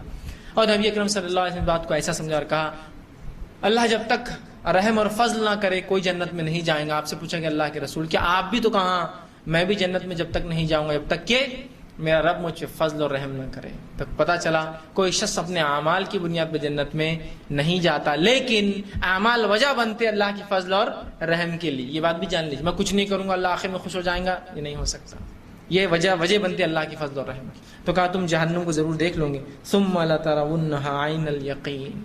اب دیکھیے کیا فرمایا، اور تم اسے یقینی آنکھوں سے دیکھ لو گے۔ اب یقینی آنکھیں کیا رہتی؟ میں نے امریکہ کا سفر کیا، میں اورنگ آباد شہر میں آیا، آج سے 50 سال پہلے سمجھ لیجیے، آج تو یہ آسان ہے، 50 سال پہلے جب میڈیا نہیں تھا، اور میں آپ کے کہہ رہا ہوں دیکھو امریکہ میں ایسی بڑی بڑی بلڈنگیں رہتی، کتنے مالے کی؟ اب ہمارے شہر میں 2 مالے کی بلڈنگ بہت بڑی ہوتی تھی، اچھا 2 مالے کی نہیں، 100 کی بلڈنگ رہ سکتی، کیا 2 کو بنانے میں اتنی مشکل ہوتی، وہ گر جا رہا اس کا گھر فلاں ہو رہا ہے، اس کو سمجھ میں نہیں آتا، اس لیے کہ اس نے دیکھا نہیں۔ اچھا اگر دیکھ بھی لیا تو 100 بلڈنگ، اچھا 100 مالے کیا، تو وہ کیسا تصور کرتا ہے یہ میرا گھر ہے، اب یہ گھر کو 100 بار بڑھا دو، اچھا وہاں تک جائیں گے۔ لیکن اس کو امریکہ جانا ہوا کسی دن، تب وہ بولتا ہے اب مجھے سمجھ میں آیا 100 مالے کی بلڈنگ کس کو بولتے ہیں۔ یقینی آنکھیں مطلب کسی چیز کو سن رہے ہیں، جہنم سن رہے ہیں، جنت سن رہے ہیں، آخرت سن رہے ہیں، اب یقینی طور سے دیکھیں گے اس کو، لوگ فرشتے دیکھیں گے، جنت دیکھی جا رہی ہے، جہنم دیکھی جا رہی ہے، ٹھیک۔ تو یقینی آنکھوں سے دیکھنے کی مراد یہ ہے فزیکل سینس میں اب تم دیکھو گے جہنم، یقینی طور سے اب دیکھو گے۔ اب یہ نہیں کہ تم سن رہے تھے اتنے دنوں سے جنت اور جہنم میں، اب دیکھو اس چیز کو اور دیکھو کس سے محروم کی جاتے اور کس میں داخلہ ملتا ہے، وہ دکھایا جا رہا ہے۔ تو کہا تم یقینی آنکھوں سے اب بالکل شیور دیکھو گے تم کیا ہو رہا ہے تمہارے ساتھ، کیا ہونے والا ہے تمہارا انجام۔ تو کہا اللہ رب العزت نے ثم لترونها عین الیقین، اپنی یقینی آنکھوں سے آج جہنم کو دیکھو۔ تو اللہ رب العزت سے ہمیشہ جہنم سے پناہ مانگنا چاہیے، یاد رکھیے۔ اور اللہ کے رسول صلی اللہ علیہ وسلم کی دعائیں بھی دیکھیے، آپ پہلے جہنم سے پناہ مانگتے اور بعد میں جنت کا سوال کرتے تھے، یا پہلے جنت کا سوال کرتے تھے آخر میں جہنم سے پناہ، بڑی اہم چیز ہے۔ اور دونوں ساتھ ساتھ آتا ہے حدیث کے اندر کہ اللہ میں جنت کا سوال کرتا ہوں، جہنم سے آزادی چاہتا ہوں، ہے نا، اللہم اسألک الجنۃ ونعوذ بک من النار۔ یہ ہم دعا کر رہے ہیں ربنا آتنا فی الدنیا حسنۃ وفی الآخرۃ حسنۃ وقنا عذاب النار، ہر بات تذکرہ نار کا آتا ہے، کئی جگہ تو جنت کا تذکرہ نہیں آئے گا سوال کا، لیکن جہنم سے بچنے کا تذکرہ برابر آتا ہے، یہ بہت سخت چیز ہے۔ تو کہا تم اسے دیکھ لو گے اور یقینی آنکھوں سے دیکھ لو گے۔ اب یہ وہ نہیں ہے کہ ہم بھی آ کر ڈرا رہے ہیں کہ جنت جہنم ہے، قرآن بول رہا ہے جہنم میں نہیں، اب دیکھو اس کو آنکھوں سے، فزیکل سینس میں دیکھو، ڈرو اس سے۔ تو یہ بہت ہولناک چیز ہے، یاد رکھیے، اس سے ہمیشہ پناہ مانگنا چاہیے۔ ثم لتسألن یومئذ عن النعیم، اور اس روز ضرور بھی ضرور تم اپنی نعمتوں کے تعلق سے پوچھے جاؤں گے. کوشچنیبل ہو, سوال کیا جائے گا نعمتوں کے تعلق سے. نعمتیں کیا ہوتی ہیں؟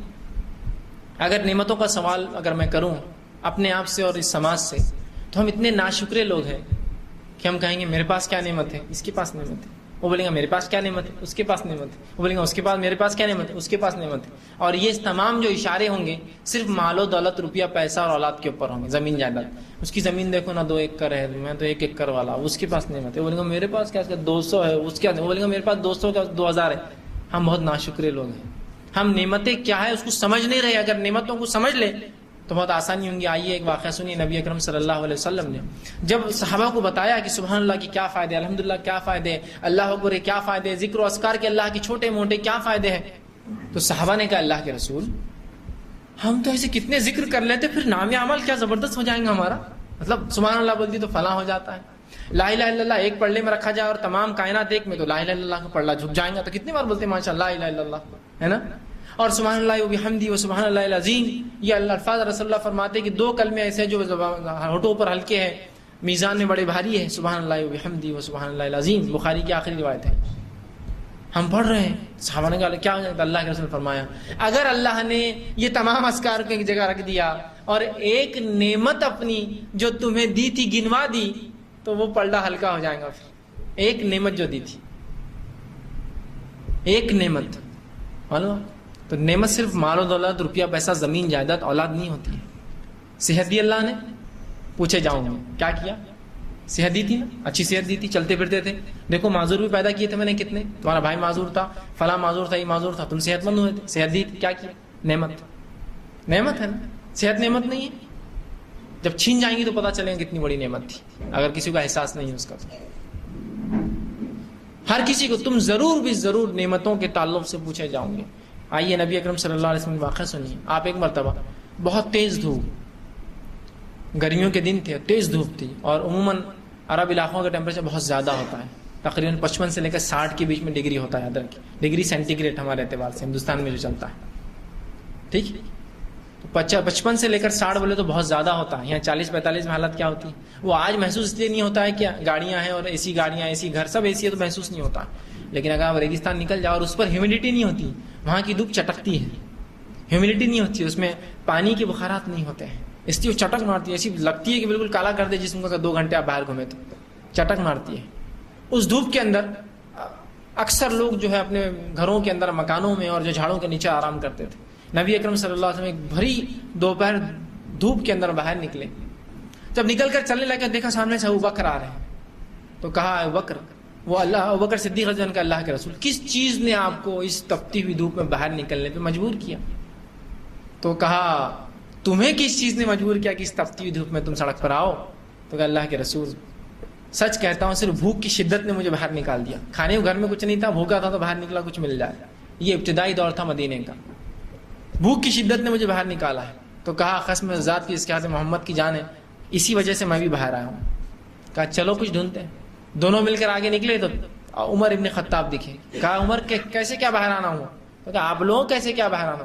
تو کہا بس بھوک کی شدت نے باہر لایا. کہا بس میں بھی اسی لیے باہر آیا ہوں, کھانا نہیں ہے کچھ کھانے کو, بھوک کی وجہ سے باہر سڑک پہ آیا ہوں. کہا چلو ڈھونڈتے ہیں. چلو تینوں مل کر نکلے. ابو ایوب انصاری رضی اللہ عنہ اپنے باغ میں کھیتی کر رہے تھے, جھاڑوں کو پانی دے رہے تھے, کھجور کے جھاڑ. سلام کیا, بڑے خوش ہوئے کہ اللہ کے رسول آئیے, ویلکم, استقبال ہے, اہلا وسہلا. ابوبکر صدیق بھی ساتھ ہیں, عمر ابن خطاب ہے, تینوں کو بلایا. کہا کیسے کیا آنا ہو؟ تو کہا بھوک نے نکال دیا باہر. تو کہا بھوک کوئی بات نہیں, فوراً ایک کچا خوشہ توڑ کر لائے, اللہ کے رسول کے سامنے رکھا. فوراً گئے, بیوی سے کہا ایک بکری ذبح کرو, اور جلدی سے لا کر جو ہے اللہ کے رسول اور دونوں جو ہے صاحبین آئے ہیں, ابوبکر صدیق, عمر ابن خطاب.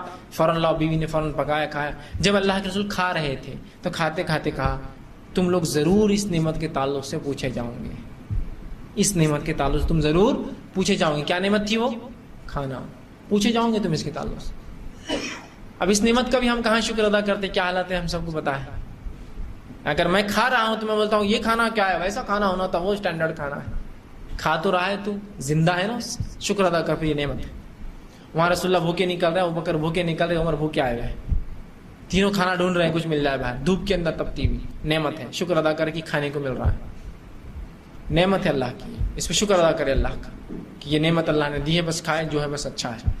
یہ نعمت ہے اللہ نے, اللہ کے یہ پوچھے جاؤں گا. اس نعمت کے ساتھ کیا سلوک ہے ہمارا بتانے کی ضرورت نہیں مجھے. ایسے کئی گھرانے اس میں کھانا پھینکا جاتا ہے, سڑ رہا ہے. اتنی توفیق نہیں ہوتی اس امت کے مسلمانوں کو کہ کم از کم سڑنے سے پہلے بھوکوں تک پہنچا دو. کھانا بچ جاتا ہوتا ہے, گھر ہے, کسی غریب کو دے دو, بھوکے کو پہنچا دو. سڑنے جیسے کون دے گا, کون نکالے گا, کس کی جھنجھٹ, کس کی جھک جھک, پھینکا جاتا ہے. کئی لوگوں کے تو حالات یہ ہے ناشکری کی کہ جن کھانوں سے وہ کھاتے ہیں, سمجھو بریڈ کھا رہے ہیں, دستر بیٹھے, پلیٹ میں کچھ خراب لگا ہوا ہے تو اس بریڈ سے صاف کر کے پھینکتے ہیں. ارے وہ کھانے کی چیز ہے, آپ کپڑے سے پوچھتے, کاغذ سے پوچھتے اس چیز کو. روٹی اور بریڈ صاف کرنے کے لیے نہیں ہوتے پلیٹ. سمجھا, اس حد تک ناشکری بڑھ جاتی ہے کہ کھانے کا پھینکنا سمجھ میں نہیں آتا. چائے یا کافی کسی نے لائی, اس سے ملائی جم گئی تو جس ٹوسٹ سے یا جس بسکٹ سے کھا رہے ہیں اس بسکٹ سے ملائی نکال کے بسکٹ کے ساتھ پھینکتے ہیں. سبحان اللہ, کیا ناشکری ہے. نبی اکرم صلی اللہ علیہ وسلم فرماتے ہیں اگر کھانے کے دستر پہ کھا رہے ہیں اور کچھ گر جائے, اگر گندگی میں نہ گرا تو اٹھا کے کھا لے. شیطان کے لیے مت چھوڑ اس کو. نوالا گر گیا, کھا لو اٹھا کے, صاف ہے تو یہ توڑ کے پھینک دو, اتنا خراب ہے, باقی کھا لو. شیطان کے لیے مت چھوڑو اس کو. لیکن آج کی دنیا میں کھانے کو ضائع کرنا یہ فیشن ہے. اور اگر کوئی دستر پہ چن کر کھائے تو لوگ بولتے ہیں غریب دکھ رہا, پہلی بار ہوٹل میں آیا لگتا, اٹھا کے کھا رہا نیچے. اس لیے کہ 2 روٹی چھوڑے بغیر کیسا اپن کھانا کھا کے اٹھیں گے. کیا بولیں گا ویٹر کی, کہتا گھٹیا لوگ آئے تو 2 روٹی چھوڑے نہیں, پورا صاف کر کے گئے. سالن آدھا چھوڑنا ضروری ہے, ورنہ اس کے بغیر میرا اسٹیٹس کیسا معلوم ہوگا کہ میں کون ہوں اور کون آیا تھا اس ہوٹل میں کھانے کے لیے. آپ کی عزت آپ کے مال دولت پیسے روپئے جسم سے نہیں ہوتی. یہ وہ لوگ کرتے ہیں جو دنیا میں کوئی مقام نہیں رکھتے. مقام رکھنے والے لوگ جانتے ہیں کہ اس کا کیا مرتبہ ہے. آپ جتنے مالداروں سے ملیے, ان کی تاریخ پڑھیے, ان کی زندگیاں پڑھیے, آپ پائیں گے کہ وہ لوگ ویسے نہیں تھے جیسے دوسرے لوگ ہوتے ہیں. ان کی زندگی الگ ہی ہوتی ہے, اس لیے کہ انہوں نے محنت کی تھی, کمایا تھا, تو ہر چیز کی ان کو احساس ہوتا ہے. مالدار لوگوں کو دیکھیے, دنیا میں بڑے مالدار ہوئے, باپ دادا سے جائیداد ملی وہ نہیں, جو خود بنے اپنی زندگی. ان سے پوچھیے آج بھی ان کی زندگی میں وہ عام زندگی جیتے ہیں. غربت والے ایسا دیکھ کر آپ بولیں گے یہ کون ہے, فلاں ہے.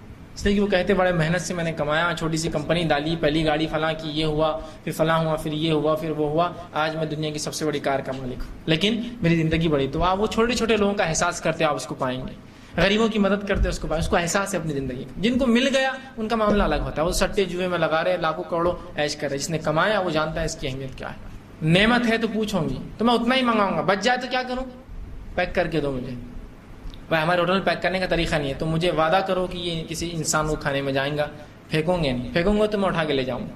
پرومس دیتا ہے تو ٹھیک, نہیں تو اٹھا کے لائیے, اٹھا کر کھائیے. کوئی غلط نہیں ہے. غلط ان کے لیے ہو سکتا ہے جنہوں نے ایک اپنا معیار بنا لیا جینے کا, جو معیار شریعت کے اعتبار سے بھی نہیں ہے اور دنیا میں اعتبار سے بھی اس کا کوئی فائدہ نہیں ہے. گھٹیا معیار ہے, سڑا ہوا معیار ہے, دکھاوے کا معیار ہے.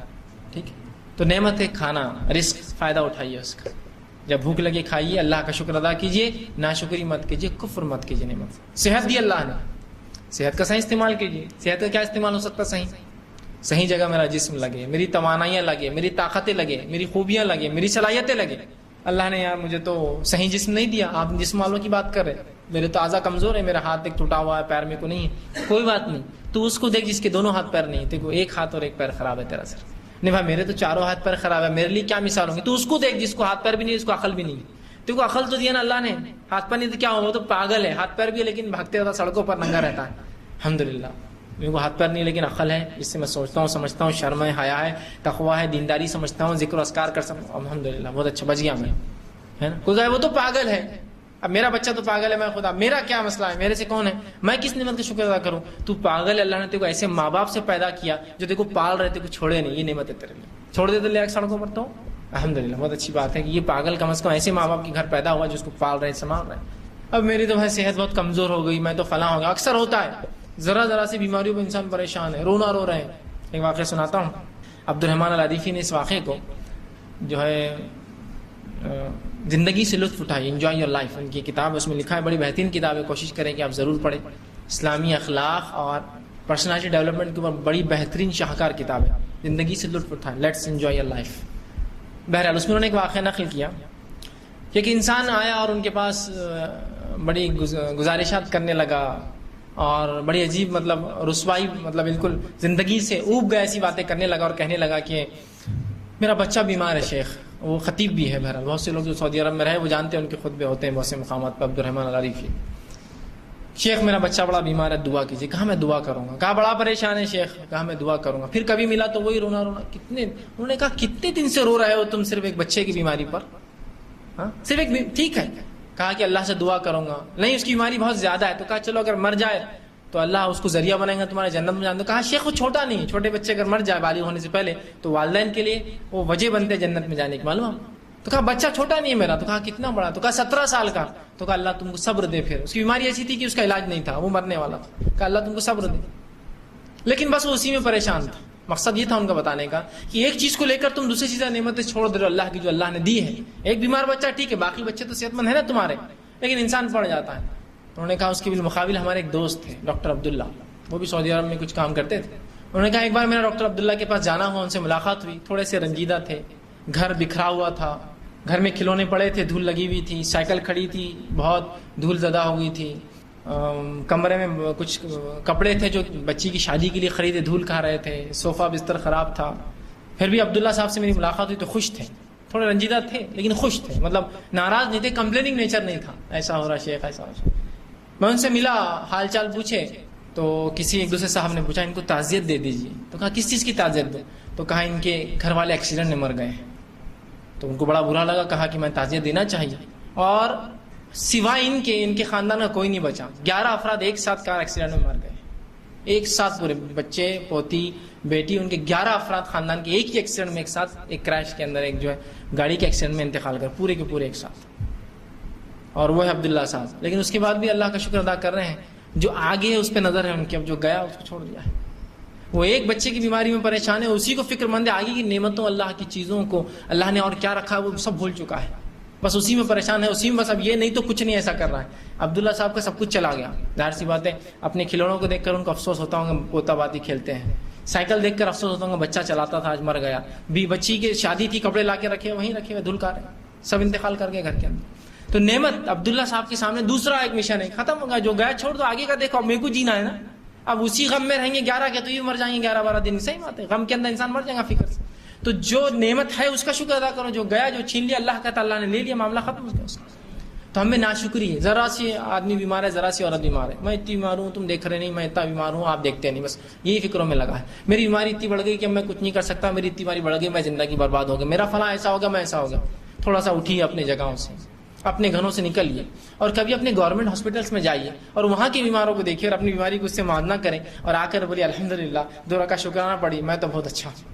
وہ تو بہت بیمار تھا, اس کے تو ہاتھ, میرے تو ہاتھ میں صرف زخم ہے, اس کا تو ہاتھ ہی کٹ گیا بیچارے کا. الحمدللہ اللہ نے میرے کو صرف زخم دیا, کیوں رو رہے زخم کے اوپر؟ یہ نعمت ہے کہ جو بچا ہے وہ سب سے اچھا ہے نا. مجھے تو کینسر ہو گیا, میرے لیے کیا ہے؟ ارے کینسر ہو گیا تو اللہ نے روپیہ تو دیا, تم علاج کر سکتے ہو. غریبوں کو دیکھو جو پڑے ہیں جا کر, الحمدللہ یہ نعمت تو دی. اور نہ اس پریشانی کے چکر میں یہ نعمت بھی آپ بھلا دیں گے, زندگی کو اپنے فائدہ نہیں اٹھا پائیں گے جو اٹھانا چاہیے. کیا صحابہ بیمار نہیں ہوں, ایسے مرض نہیں ہو جن میں ان کو معلوم تھا موت آئیں گی, تو انہوں نے کیا کیا؟ روتے بیٹھے کہ اب میرے کو موت آ جائیں گی, پریشان ہوں, بیٹے ادھر آؤ, زمین پوتے کے نام پہ یہ ہونا, دادا کی یہ فلاں, میرے بھائی کو یہ دو. بہن یہ نہیں کیا, جو تھا اس پہ نظر رکھی کہ اب جانے والا ہوں, وقت قریب ہے, تو اب کچھ جلدی سے کنسٹرکٹیو ورک کر کے چلا جاؤں, یہ کر لوں وہ کر لوں, صدقہ اور خیرات جلدی سے کر لوں, کہ جانا ہے. وہ میں جا رہا ہوں, میں مر جاؤں گا سوچ کے چکر میں وہ اگلا نہیں چھوڑ رہے تھے حصہ, وہ جو ہونا ہے چھوڑو اس کو, اب جو کر سکتا ہوں وہ کر گزروں, فوراً آگے, زندہ دل ایک دم زندگی.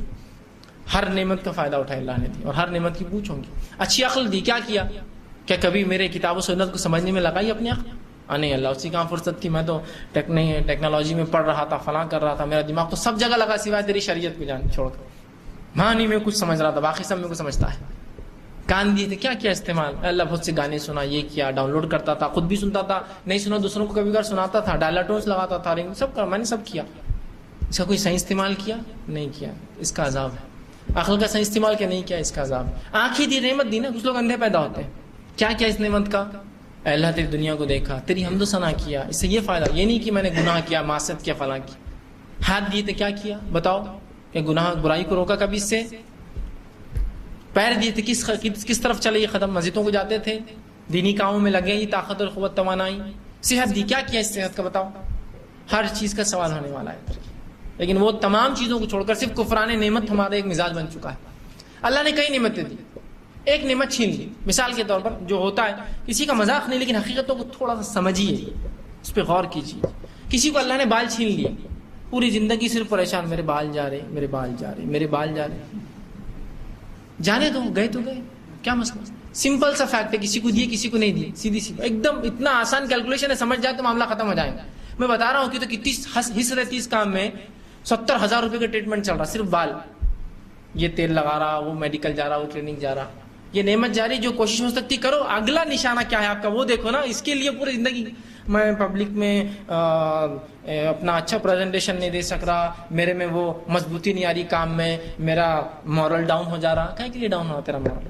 صرف ایک نعمت جانے سے. اس شخص کو کبھی دیکھا جس کو ہاتھ پر نہیں، پھر بھی اس کا مورل اپ ہے، وہ سڑک پر نیچے چلتا ہے لیکن چلتا ہے، گاڑی پہ چل رہا ہے لیکن چل رہا ہے. کبھی یہ سوچا میں کیسے باہر جاؤں، میرا مورل بہت ڈاؤن ہو جا رہا ہے، میرے ہاتھ پیر نہیں. سمپل سا فیکٹ ہے، اس کو یقین تھا کسی کو اللہ نے دیے، کسی سے چھین لیے، بس کسی کو ہاتھ پیر ہے، میرے کو نہیں دیے، بس میں اپنا کام کروں آگے بڑھیں. لیکن نہیں، بس اب میرے بال جا رہے ہیں، میں تو بہت مشکل ہو گیا، میری شادی نہیں ہوتی، میرا تو فلاں مسئلہ ہو جاتا، میرے کو جاب نہیں ملیں گی، بولیں گے تو ٹکلا ہے، تیرے بال نہیں ہے، فلاں ہو جاتا، میرا یہ ہو جاتا. پوری زندگی ایک نعمت، اس کے علاوہ جو 1000 نعمتیں وہ نہیں گنے آپ نے کہ اللہ نے صحیح سلامت دماغ دیا. اگر اللہ اس کو خراب کر دیتا تو کیا کرتے تھے؟ بالوں کو لے کر وہی بال اتنے بڑے ہو جاتے تھے، پاگل بن کے پھرتے تھے. ہوتا تھا ایک نعمت چھیننے سے کیا دوسری نعمت کو آپ ترک کر دو؟ ہوتا ہے نہیں. میں میرا رنگ بہت ہی کالا دکھ رہا، ہوتا ہے. عجیب جذبات ہے اور ہوتے ہیں لوگوں میں. اس جذبے کے تحت پوری باقی کی نعمتوں پہ کفر، پوری نعمتوں میں کفر. بالخصوص خواتین کے اندر ہوتا ہے کہ بھائی دیکھو نا، یہ ہمارے 2 بچیاں ہیں، ایک تھوڑی سانولی ایک گوری. کہے کو بولے آپ نے سانولی؟ یہ 2 بچیاں ہیں، 2 شیڈز ہیں. اور سمپل فیکٹ ہے، اتنا سادہ یہ کیلکولیشن ہے، گورا اور کالا اور بیچ کے پورے شیڈ میں انسان ہوتے ہیں. بلیک سے بلیک اور وائٹ سے وائٹ اور اس کے بیچ کے پورے شیڈ میں انسان ہوتے ہیں. ہر آدمی کا ایک شیڈ ہوتا ہے. ختم. اتنی حقیقت ہے. اس حقیقت کو سمجھنا نہیں آ رہا ہم کو.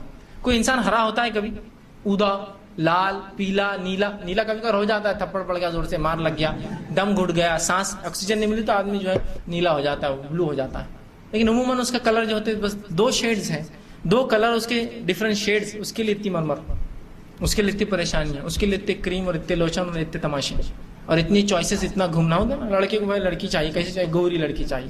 اب ڈھونڈ رہا، کوڑ کی مریض بتایا تو پسند نہیں آتی، گوری ہے وہ بھی، شی از وائٹ، بہت اچھا ہے وہ. نہیں وہ گورا نہیں ہونا، یہ کون سی بات ہوئی پھر؟ یہ کون سی بات ہوئی؟ چوائسیز نہیں ہے، بس سمپل سا ہے. 2 چیزیں بس، دونوں میں سے ایک سلیکٹیو، ختم. گورا ہے کالا، فنش. اس سے ہٹ کر کچھ نہیں. کالے میں اور کالا، گورے میں اور گورا، اس سے ہٹ کر کیا ہے؟ ڈارک اور لائٹ شیڈز، بس ختم. لیکن وہ اتنا کم ہو گیا، اسے کیسا ہوگا کہ بڑی ہوں گی تو بچی، ہم کو تو نہیں سمجھ میں آ رہا. اور اس کو پھر سائیکولوجیکلی آپ پہلے سے بچیوں کو دبا کے اس کو اس کی زندگی برباد کرتے رہتے. خود بھی شکر ادا نہیں کرتے کہ صحت مند لڑکی دی اللہ نے. اگر وہ لوڑی لنگڑی ہوتی تو کیا کرتے تھے؟ خالی کلر کے لیے رو رہے آپ. الحمدللہ بھائی، جو بھی اللہ کا نعمت، اور کوئی ایکسٹرا ہم بھی کرنے کی ضرورت نہیں. ایک گوری بچی ماشاءاللہ، یہ میری، یہ الحمدللہ جیسی دی اچھی دی، بہت اچھی دی، فلاں دی. کیوں اس کو بتا رہے؟ پھر سائیکولوجیکل اس کو ٹینشن میں دیتے ہیں. اس پہ اتنی حمد و ثنا کرتے کہ بس جیسا کہ اب کچھ ہو جائے، درود فاتحہ کر کے اس کا بس بیڑا پار ہو جائے. ضرورت نہیں. الحمدللہ بہت اچھا ہے جو بھی. یہ مزاج بنانا پڑے گا ہم کو. ہر نعمت کے اوپر شکر ادا کیجیے، اس لیے کہ اس نعمت کا حق ادا کیجیے، ورنہ اس نعمت کے تعلق سے ہم کو پوچھ ہونے والی یاد رکھیے، پوچھ ہونے والی. الحمدللہ علی کل حال، ہر حال میں اللہ کی حمد و ثنا کیجیے، نعمتوں پہ تعریف کیجیے. اور یہ مزاج بن جائیں گے تو بڑا فائدہ ہوگا، بہت فائدہ ہوگا. جو دی نعمت ہے اس کا صحیح استعمال ہو اور اس پہ نظر ہو آگے، ورنہ وہ نعمت کے جانے کے چکر میں دنیا برباد اور آخرت میں بھی اس کی پوچھ ہو رہی. یہ مزاج، یہ فطرت ہونا چاہیے انسان کی. ہر نعمت کے اوپر جو دیا اس میں خوش رہنا، کہ بھائی میرے پاس تو فلاں موبائل ہے. چونکہ آج کی زندگی میں یہی سب چیزیں انسان جو سمجھتا ہے زندگی جینے کے طور طریقے، اتنا سا موبائل ہے، 1500 کا، 1200 کو نکالنا بھی کبھی کبھار صحیح نہیں سمجھتا، ایسا چھپا کے دیکھتا، باہر جا کے بات کرتا، ڈرتا بیچارہ کہ اب اتنے لوگوں میں کیسے نکالو اتنا بڑا. آپ کو موبائل ہی بات لاتا اور لے جاتا، میرا موبائل ہی بات لاتا لے جاتا، وہ دونوں اپنا کام کر دیتے، معاملہ ختم ہوا. ہلکے اور بھاری ہونے سے کوئی فرق پڑتا ہے کیا؟ اللہ نے کسی کو دیا تو آپ جلیمت اس کی نعمت سے کہیے الحمدللہ، نے اس کے رب نے اس کو دیا، وہ اس کا صحیح استعمال کر رہا ہے. بس مجھے جو دیا میں صحیح استعمال کر رہا ہوں، یہ اصل چیز ہے. احساس کمتری میں مت رہیے. احساس کمتری آپ کو کفران نعمت بتاتی. احساس برتری جب اللہ نے نعمتیں دی، نہیں دیا ہے مجھے بھائی، بہت دیا ہے. اور اسلام یہی جذبہ چاہتا ہے. نبی اکرم صلی اللہ علیہ وسلم کو یمن کا ایک بادشاہ نے ایک لال رنگ کا ایک اوپر پہننے والا ایک ڈیزائن بنا ہوا ایک کوٹ بھیجا رسول اللہ کو، جو لمبے ہوتے تھے کوٹ. نبی اکرم صلی اللہ علیہ وسلم نے اس کوٹ کو قبول کیا، اور غالباً عمرو بن عاص جب ایمان نہیں لائے تھے رضی اللہ عنہ، وہ لائے تھے اس کوٹ کو. وہاں گئے تھے سفر پہ، کسی نے بھیجا، لا کر دے دیا کہ فلاں نے آپ کے لیے بھیجا ہے. آپ صلی اللہ علیہ وسلم نے اس کو لیا اور رکھا، اور اتنے میں اسامہ بن زید آ گئے. زید بن حارثہ رسول اللہ کے آزاد کردہ غلام کے لڑکے تھے، آزاد تھے، لیکن بہرحال ظاہر سی بات ہے غلامی کا ایک ٹھپا وہ سوسائٹی، وہ سماج میں جہاں چھوٹا موٹا خاندانی کام کاج کی بنیاد پر وہ اونچا اور نیچا سمجھتے تھے، اس سوسائٹی میں غلام کی اولاد ہونا بہت نیچی بات تھی. لیکن مسلمانوں کو یہ احساس کمتری نہیں تھی. دوسروں کو ہوں گی، کافروں کو، غیر مسلموں کو، وہ اپنے اس میں بالکل تھے کہ ان کے پاس دولت ہے ایمان کی اور تمام چیزوں کی. تو تو نبی اکرم صلی اللہ علیہ وسلم نے جب دیکھا اسامہ دیکھ رہے کہ اللہ کے رسول مجھے دے دیجیے آپ یہ کوٹ. تو کہا تم چاہتے ہو لے لو جاؤ. بادشاہ کا کوٹ تھا یاد رکھیے. اور نبی اکرم صلی اللہ علیہ وسلم کے ایک ہیڈ تھے ایک کمیونٹی کے, اس نے بھیجا تھا, ایک بادشاہ نے دوسرے جو ہیڈ کو بھیجا تھا خلیفہ کو بھیجا تھا. بہرحال اسامہ بن زید نے اس کو ڈالا اور نکل گئے پہن کر, ایک دم بہترین جوڑا مل گیا ان کو. جب نکلے تو عمرو بن عاص غالباً یہی تھے, دیکھا تو کہا ارے باپ رے, اگر میرا باپ اس کو اس حالت میں دیکھتا تو مر جاتا صدمے سے کہ یمن کے بادشاہ کا کوٹ یہ غلام کو پہنا دیا اٹھا کر کالے.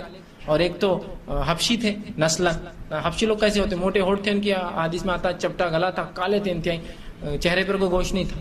تو کہا وہ تو مر جاتا میرا باپ اگر دیکھتا اس حالت میں کہ اتنے بڑے بادشاہ کا کوٹ اس کو اٹھا کے دے دیا رسول اللہ نے, تو مر جاتا. تو کسی نے کہا تمہارے بارے میں ایسا کہہ رہے سب لوگ, غریب تھے نا یہ لوگ, کوٹ مل گیا اور فلاں ہو جاتا.